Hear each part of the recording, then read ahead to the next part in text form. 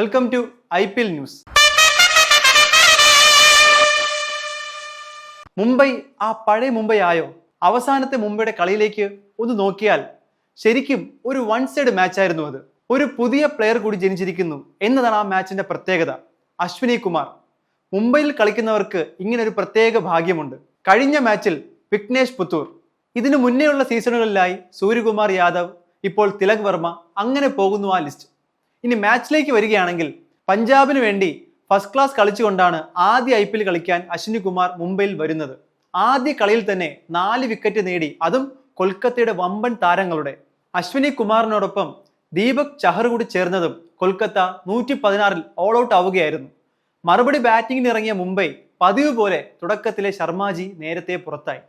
തുടർന്ന് സൗത്ത് ആഫ്രിക്കയുടെ റിക്കൾട്ടൺ അനായാസം മുംബൈക്ക് വിജയം നേടിക്കൊടുത്തു. റിക്കൾട്ടനൊപ്പം ജാക്സ്, സൂര്യയും മികച്ച പിന്തുണ നൽകി. ഈ വിജയം മുംബൈക്ക് ഇനിയുള്ള മത്സരങ്ങളിൽ ആത്മവിശ്വാസം നൽകുമെന്ന് പ്രതീക്ഷിക്കുന്നു. 4 വിക്കറ്റ് നേടിയ അശ്വിനി കുമാർ തന്നെയാണ് പ്ലെയർ ഓഫ് ദി മാച്ച്. ഇന്നലത്തെ പഞ്ചാബ് ലക്നൗ മത്സരം നോക്കുകയാണെങ്കിൽ ലക്നൗ പൂരന്റെ വെടിക്കെട്ടും മാർക്രത്തിന്റെയും ആയുഷ് ബദേനിയുടെയും മില്ലറിന്റെയും സമദിന്റെയും ബാറ്റിംഗ് മികവിൽ വിജയ ടോട്ടൽ 171 റൺസ് എന്ന നിലയിലെത്തിച്ചു.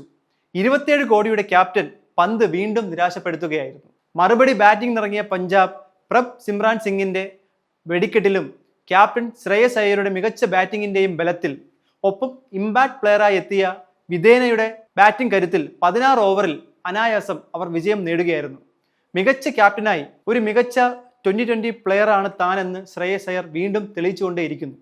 കൊൽക്കത്തയ്ക്ക് കഴിഞ്ഞ തവണ കപ്പ് നേടിക്കൊടുത്ത അയ്യർ ഇത്തവണ പഞ്ചാബിന് അത് നേടിക്കൊടുക്കും എന്ന് തന്നെയാണ് അവരുടെ പ്രതീക്ഷ.